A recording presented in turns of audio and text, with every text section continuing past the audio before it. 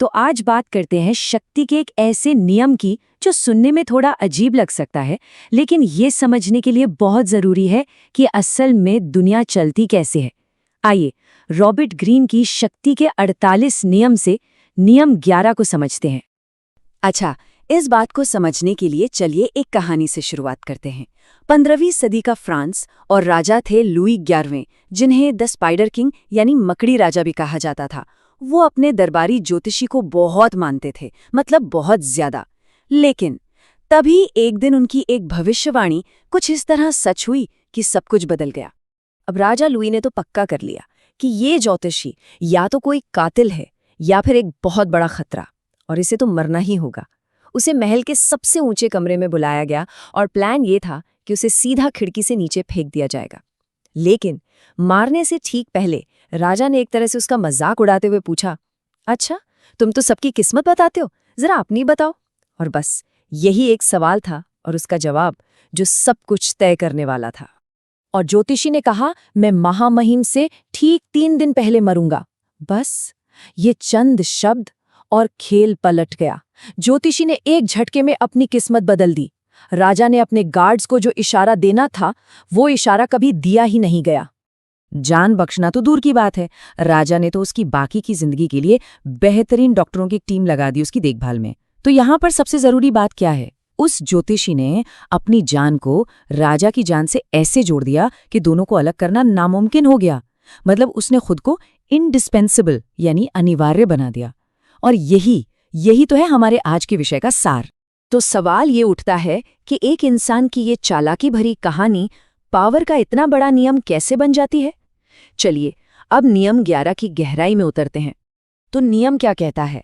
ये कहता है कि अगर अपनी आज़ादी बनाए रखनी है तो ऐसा बनना होगा कि लोगों को आपकी ज़रूरत हो, वो आपको चाहें। जितना ज़्यादा लोग आप पर निर्भर होंगे, उतनी ही ज़्यादा आज़ादी आपके पास होगी। लोगों को अपनी खुशी और तरक्की के लिए खुद पर डिपेंडेंट बना लो, फिर डरने की कोई बात नहीं। और हाँ, उन्हें कभी भी इतना मत सिखाओ कि वो आपके बिना भी काम चला लें। अब देखिए, ये नियम हमारी आज़ादी की जो आम सोच है उसको एकदम चुनौती देता है। ये कहता है कि असली आज़ादी अकेले रहने में नहीं है, बल्कि इतने कीमती बन जाने में है कि कोई आपको खोने का रिस्क ही ना ले सके।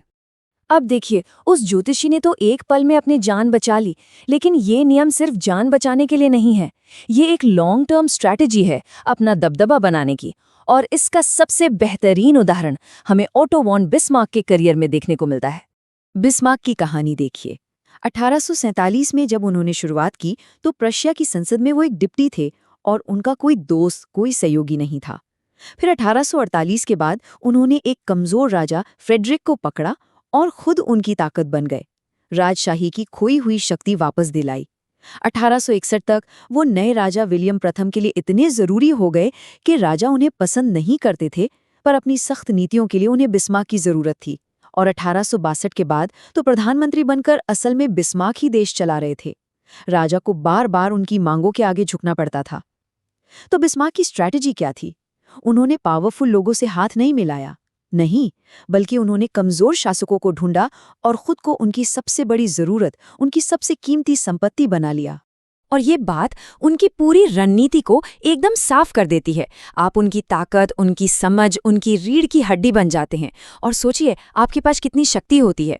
अगर वो आपसे छुटकारा पाने की कोशिश भी करें तो पूरी की पूरी इमारत ही ढह जाएगी।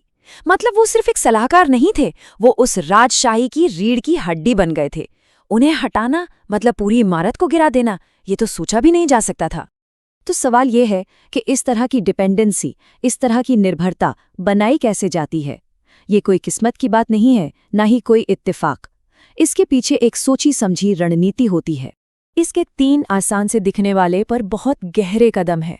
पहला, अपने पास कोई ऐसा टैलेंट या स्किल रखो जिसका कोई दूसरा विकल्प ना हो। मतलब जो काम आप कर सकते हैं वो कोई और ना कर सके। दूसरा, अपने बॉस या मालिक के कामों में खुद को इतना घुसा दो, इतना जरूरी बना दो कि आपको निकालना ही बहुत मुश्किल, बहुत दर्दनाक हो जाए। और तीसरा, ये बात साफ कर दो कि अगर आप चले गए तो उनका सारा काम अटक जाएगा, वो हवा में लटक जाएंगे। तो कुल मिलाकर ये एक 3 हिस्सों वाली रणनीति है। एक अनोखी काबिलियत रखो, उसे सिस्टम के एकदम बीच में फिट कर दो और ये पक्का करो कि आपके बॉस को आपके जाने के ख्याल से भी डर लगे। और आपको लगता है ये कोई नया आइडिया है? बिल्कुल नहीं। सदियों पहले मैकियावेली ने भी यही सलाह दी थी। उनका कहना था कि एक समझदार शासक को हमेशा ऐसे तरीके सोचने चाहिए जिससे उसकी जनता हर हाल में उस पर और राज्य पर निर्भर रहे, क्योंकि तभी वो भरोसे के लायक रहेगी। सोचिए, सदियों पहले ही ये बात समझी जा चुकी थी। और अब हम इस नियम के सबसे दिलचस्प, सबसे दिमाग घुमा देने वाले हिस्से पर आते हैं।